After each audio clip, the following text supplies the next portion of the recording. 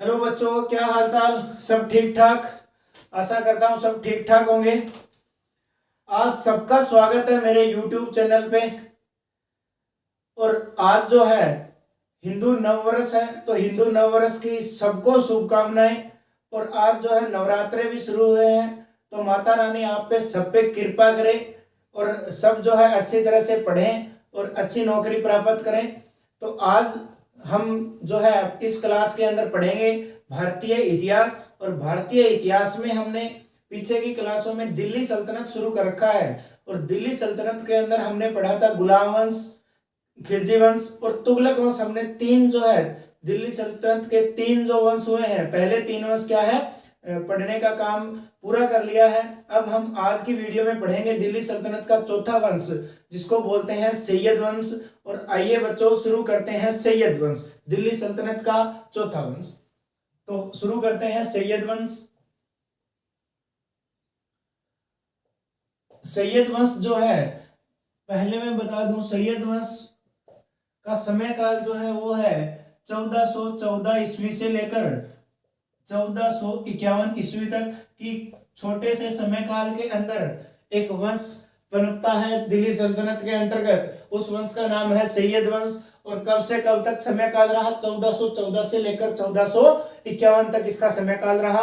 और सैयद वंश के अंदर जो भी राजा हुए वो क्या थे? शिया वंश के थे, जो अपने आप को हजरत मोहम्मद पैगंबर साहब का उत्तराधिकारी मानते हैं।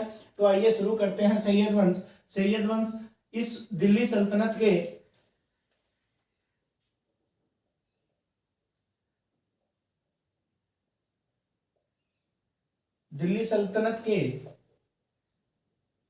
केवल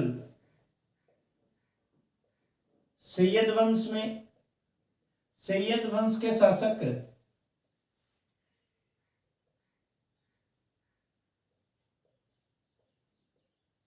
शिया वंश से थे।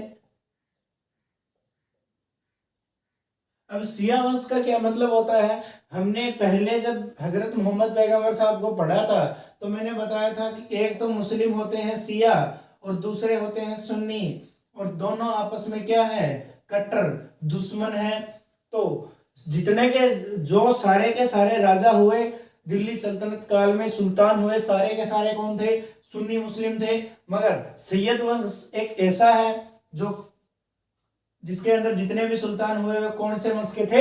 शिया वंश के थे। और शिया वंश वाले जो है हजरत मोहम्मद पैगंबर साहब को अपना क्या मानते हैं? उत्तराधिकारी मानते हैं। तो इन्होंने हजरत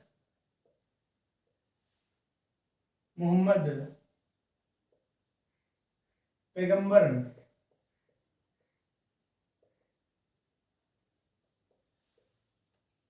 को अपना उत्तराधिकारी माना।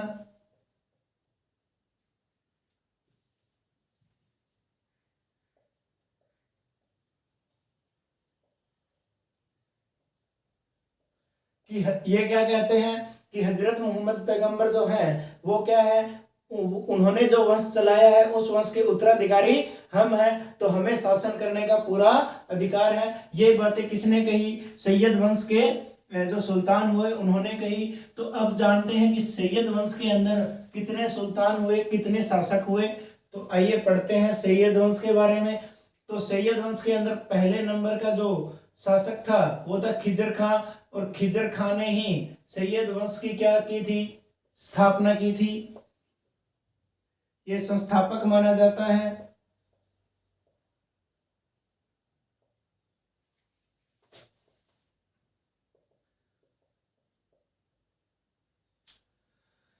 कि खिजर खां ने किसकी स्थापना की थी? सैयद वंश की संस्थापक माना जाता है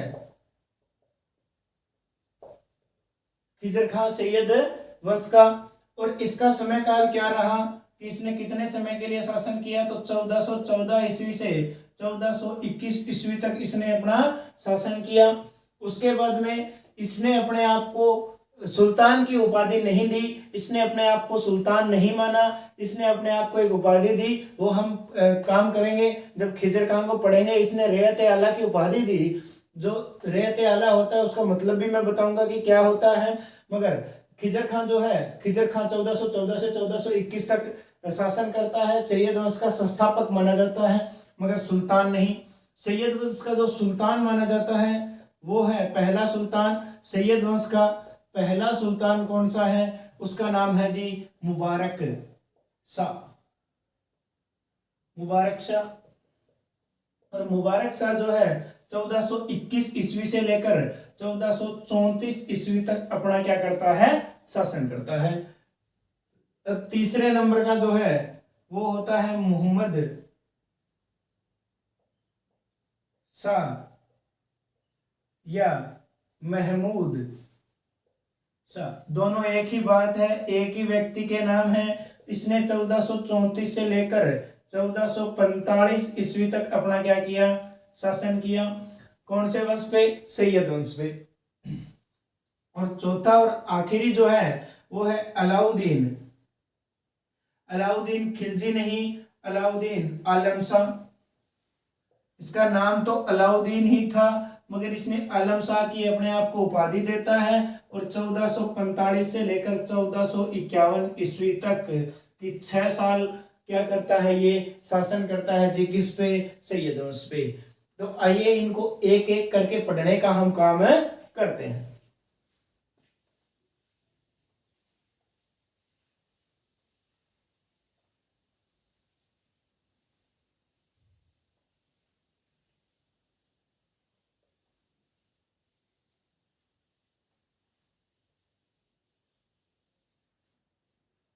सबसे पहले पढ़ने का काम करते हैं खिजर खान को।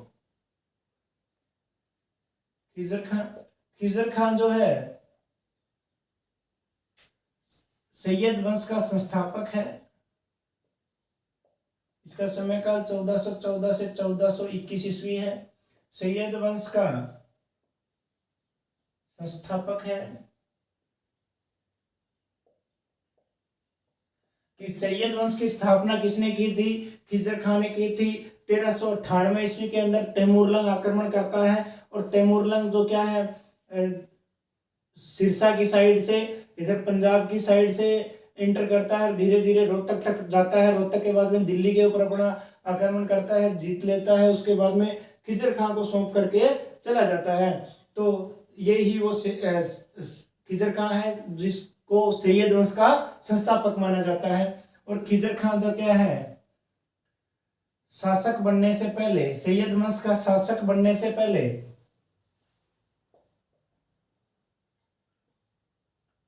लाहौर और दीपालपुर का गवर्नर था। गवर्नर बोले तो राज्यपाल था। कि खिजर खान क्या था? शासक बनने से पहले क्या था? लाहौर और दीपालपुर का गवर्नर था। उसको क्या बोलते हैं? राज्यपाल बोलते हैं। खिजर खान जो है, खिजर खान ने फिरोज शाह तुगलक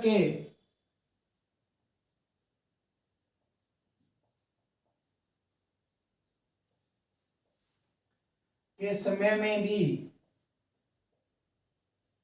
भी कार्य किया, और उसके समय में भी क्या था? राज्यपाल था। मुल्तान के अंदर इसको नियुक्त किया गया था। मगर एक व्यक्ति था जिसने इसको क्या कर दिया? मुल्तान से भगा दिया। और भगाने के बाद में ये कहाँ आ गया जी? तोशाम आ गया, सॉरी मेवात आ गया। और मेवात में आकर के ये क्या है तैमूरलंग के साथ उनके साथ जुड़ गया। और उसके बाद में तैमूरलंग जैसे ही आक्रमण करता है उसके बाद इसको क्या बना दिया जाता है? शासक बना दिया जाता है।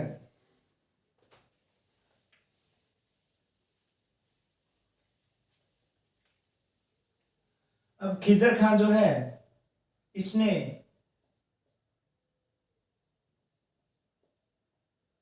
अपने आप को सुल्तान नहीं माना।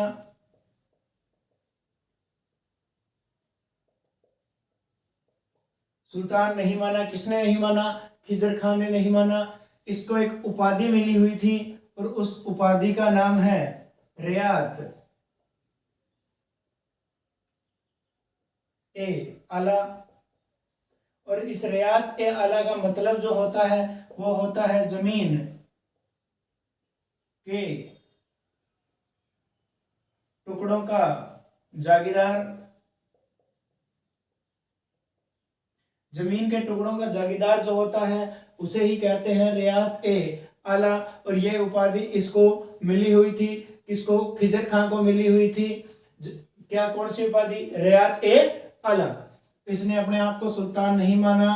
और खिजर खान जो है यह तैमूरलंग जो है जिसने इसे यहाँ का शासन प्रदान किया, यहाँ का प्रतिनिधि माना। तैमूरलंग के बेटे शाहरुख खान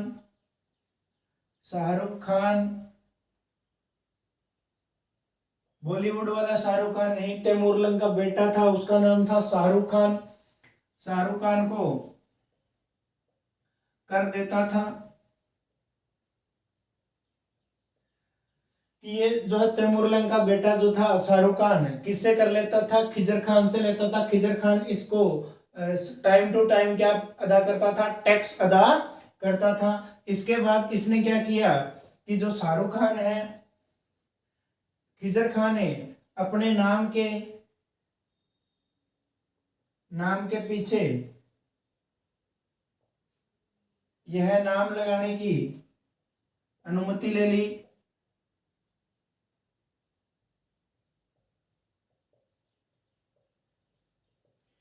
कि शाहरुख खान से पूछा गया कि मैं आपका नाम जो है मेरे नाम के पीछे लगा सकता हूं, तो इसने क्या दे दी? इसको खिजर खान को अनुमति दे दी कि हाँ भाई तू लगा सकता है। और खिजर खान का जो मकबरा है वो मकबरा सोनीपत के अंदर है। मकबरा कहाँ है? सोनीपत के अंदर है। मैंने कल भी आपको पिछली कक्षा में भी बताया था और आज भी बता रहा हूं कि खिजर खान का मकबरा कहाँ है? सोनीपत के अंदर है। तो ये था खिजर खान का परिचय कि खिजर खान ने क्या कार्य किया, क्या नहीं किया। बहुत छोटा वंश है सैयद वंश, उसके बारे में हम अब पढ़ने का काम कर रहे हैं। अब दूसरे नंबर का जो शासक होता है उसको पढ़ेंगे, मुबारक शाह।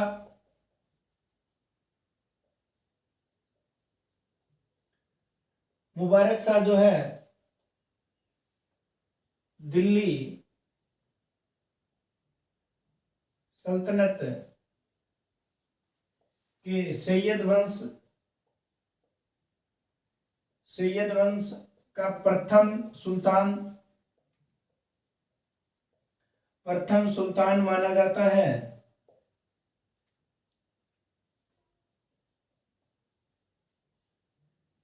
कि मुबारक शाह जो है वो क्या है?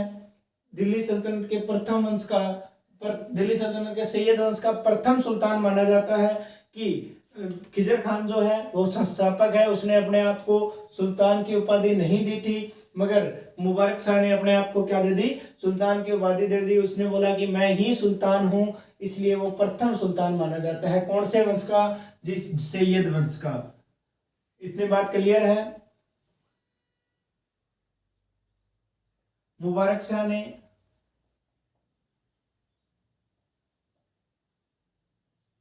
अपना वजीर बहलोल को बनाया।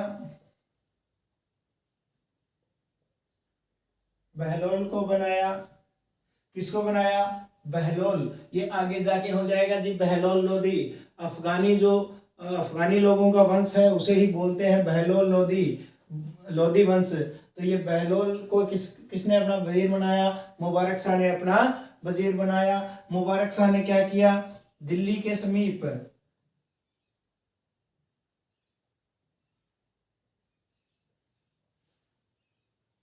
एक नगर बसाया जिसका नाम है मुबारकबाद। इसने दिल्ली के समीप एक नगर बसा दिया जिसका क्या नाम है? मुबारकबाद। किसने किया ये कार्य? मुबारक शाह ने किया। इसने अपने आप को शाह की उपाधि दी। शाह की उपाधि देकर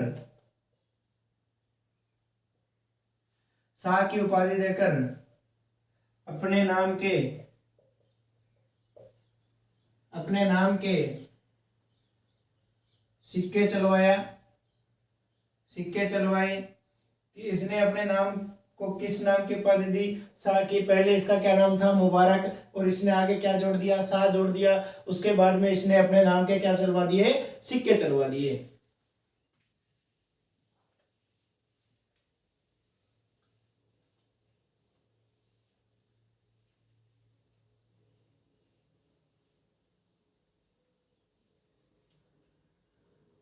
मुबारक शाह की जो जीवनी है,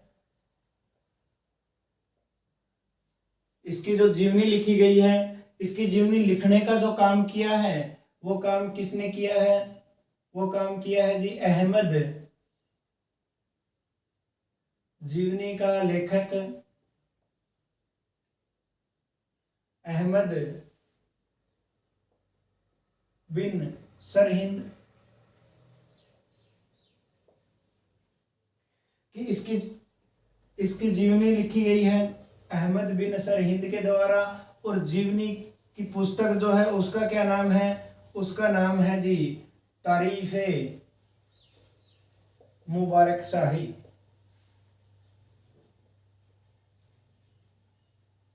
क्या नाम है? तारीफ़े मुबारक शाही। किसकी जीवनी है? मुबारक शाह की। और किसने लिखी है? अहमद बिन सरहिंद ने। और क्या नाम है किताब का? तारीफ़े मुबारक शाही नाम है।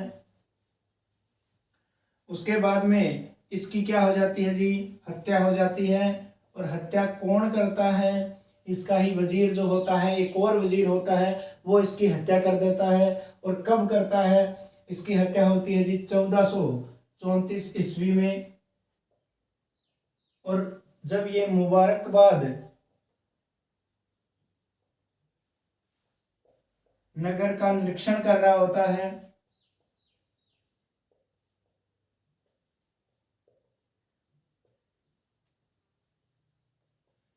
मुबारकबाद नगर का निरीक्षण कर रहा होता है, तब इसकी क्या हो जाती है? हत्या हो जाती है। और कौन करता है? इसका ही अपना एक और वजीर होता है, वो वजीर इसकी क्या कर देता है? हत्या कर देता है। कब करता है? 1434 ईस्वी में करता है। और इसका शासन काल भी क्या है? 1421 से 1434 ईस्वी ही है। तो 1434 में इसकी क्या हो जाती है? हत्या हो जाती है। तो अब 3 नंबर का जो सुल्तान है उसको पढ़ने का काम करेंगे।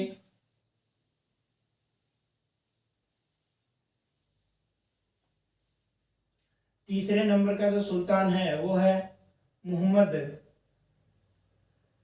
शाह या महमूद शाह। और ये मोहम्मद शाह या महमूद शाह का शासनकाल रहता है 1434 से 1445 ईस्वी तक। और 1434 से 1445 तक भाई साहब कुछ नहीं करते, आराम से भोग विलासी जीवन व्यतीत करते हैं। और एक ही घोषणा करते हैं कि मोहम्मद शाह ने बहलोल को अपना पुत्र घोषित किया।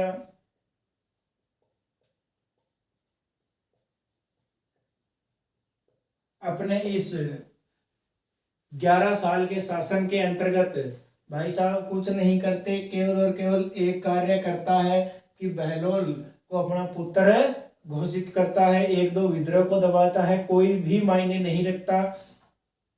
केवल और केवल इंपॉर्टेंट बात क्या है कि बहलोल को अपना पुत्र घोषित कर देता है। कौन घोषित कर देता है? मोहम्मद शाह या महमूद शाह। बहुत सी बुक ऐसी है जिसमें इसका जिक्र ही नहीं मिलेगा। केवल और केवल क्या दिया मिलता है? शासन काल दिया मिलता है, और कुछ भी दिया नहीं मिलता, क्योंकि भाई साहब ने कुछ भी नहीं किया, भोग विलासी जीवन जिया। और इसके पास में कुछ भी नहीं था, और ना ही इसके समय में किसी ने आक्रमण किया। एक दो विद्रोह हुए, उसको इन्होंने दबा दिया। और किसकी सहायता से दबाया? बहलोल लोदी की सहायता से इसने दबा दिया।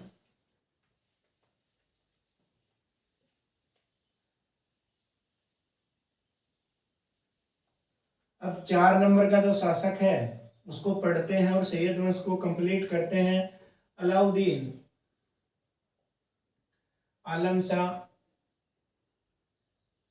इसका जो समय काल है 1445 से लेकर 1451 ईस्वी तक है। इसने भी क्या किया, 6 ही साल शासन किया और 6 साल में भाई साहब ने भी कुछ नहीं किया।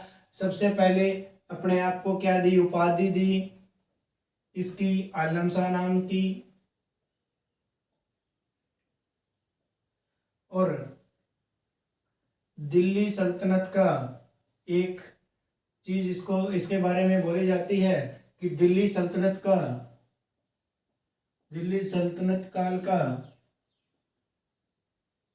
सबसे कायर शासक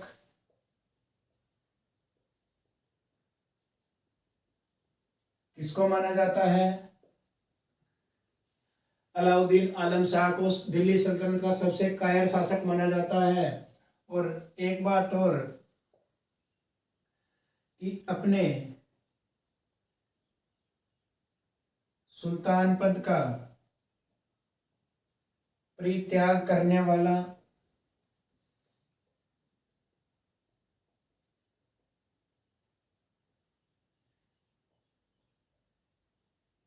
स्वेच्छा से परित्याग करने वाला शासक भी माना जाता है कि अपने सुल्तान पद का स्वेच्छा से परित्याग करने वाला शासक भी कौन माना जाता है, अलाउद्दीन आलम शाह माना जाता है। ये जो है दिल्ली छोड़कर बंदायूं चला गया जाता है और बंदायूं जाने के बाद में इसका जो मन है वो बंदायूं में बहुत ज्यादा रम जाता है, क्योंकि सबसे ज्यादा अगर सैयद वंश के अंदर सबसे ज्यादा भोग विलासी शासक था कि शराब और जो है अपनी काम वासना को शांत करने के लिए स्त्रियां बहुत ज्यादा जरूरत थी इसकी, और उन्हीं के साथ शराब और उन्हीं स्त्रियों के साथ क्या है पड़ा रहता था और कोई काम नहीं था। तो ये बंदायूं चला जाता है, वहाँ इसकी कोई भी रोक टोक नहीं होती है। उसके बाद में इसका दिल्ली आने को मन ही नहीं करता है, ये दिल्ली नहीं आता, बंदायूं ही रह जाता है। तो इसको पत्र लिखा जाता है कि हम क्या है कोई और शासक बना रहे हैं, तो भी भाई साहब को कोई आपत्ति नहीं होती है। ये वहां से पत्र लिखकर दिल्ली का संचालन करने के लिए 1-2 व्यक्तियों की ड्यूटी लगा देता है, उसको बोल देता है कि तुम दिल्ली का संचालन करो। उसके बाद में दिल्ली के अंदर क्या है राजनीतिक अव्यवस्था फैल जाती है, और उसके बाद में भाई साहब ने बहलोल लोधी के लिए क्या कर दिया, परित्याग कर दिया। किसका परित्याग कर दिया, अपने सुल्तान पद का परित्याग कर दिया, अपने सुल्तान पद का परित्याग कर देता है कौन, अलाउद्दीन आलम शाह। उसके बाद में क्या है, ये जो है 1451 ईस्वी में एक और वंश शुरू हो जाता है, उसका नाम क्या है, लोधी वंश है। तो आज हमने 4 शासकों के बारे में पढ़ा, जिसमें से 3 सुल्तान थे और एक क्या है रैयत ए आला के उपाधि के साथ उसने अपना शासन काल पूरा किया और दिल्ली सल्तनत के सैयद वंश पर शासन किया 1414 से 1421 तक। खिजर खान ने उसको संस्थापक माना जाता है और बाकी 3 सुल्तानों को हमने पढ़ने का काम किया। तो सैयद वंश को आज हमने बहुत अच्छे तरह से पढ़ने का काम किया और इसको कंप्लीट किया। अब हमारा जो दिल्ली सल्तनत के अंदर एक वंश बचा है जिसका नाम है लोधी वंश, उसको हम कल की कक्षा में पढ़ने का काम करेंगे। मैं आशा करता हूं कि वीडियो आपको अच्छी लग रही होगी, क्लास आपको बेहद पसंद आ रही होगी। तो अगर क्लास आपको अच्छी लग रही है, पसंद आ रही है, तो इस क्लास को लाइक करें, वीडियो को लाइक करें, चैनल को सब्सक्राइब करें और शेयर करते रहें। आज के लिए इतना ही, सभी से धन्यवाद। और एक बार फिर माता रानी की कृपा आप पे बनी रहे, इसलिए नवरात्रि की हार्दिक शुभकामनाएं और हिंदू नववर्ष की सभी को एक बार पुनः से हार्दिक शुभकामनाओं के साथ आज इतना ही काम करते हैं। बाकी कल की क्लास में पढ़ने का काम करेंगे। धन्यवाद।